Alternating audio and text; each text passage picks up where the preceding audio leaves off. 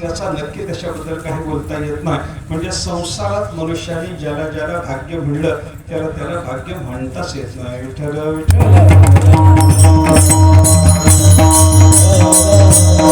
महाराजांनी आपल्याला सांगितलं ना, स्पष्ट बोलले महाराज बर का, भाग्य तरी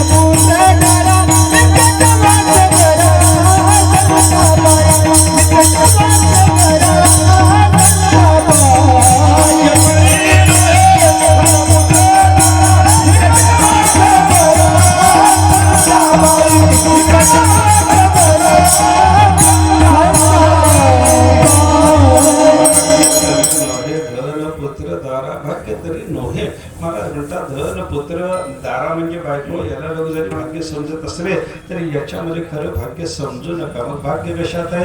निकटवास करा संतापायी, संतांच्या चरणाजवळ राहण्याचं मनुष्याला जर भाग्य प्राप्त झालं, मनुष्याला संत चरणाचा आश्रय करावा वाटला तर ती गोष्ट भाग्याची असे तुकाराम महाराज आपल्याला सांगतात बरं का. याचा अर्थ काय झाला? संसाराच्या वस्तूच्या भोवताली भाग्य बोलायला लागला त्याचं भाग्य खोटं आहे आणि देवाच्या भोवताली संतांनी भाग्य सांगितलेलं असल्यामुळे त्यांचा भाग्याचा विचार बरोबर आहे. विठ्ठल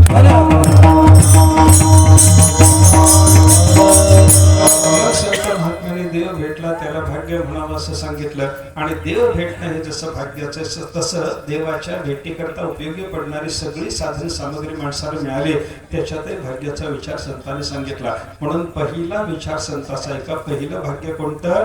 आपल्याला देवाच्या भेटीकरता उपयोगी पडणारा मनुष्याचा देह मिळाला हे सगळ्यात मोठं भाग्य आहे.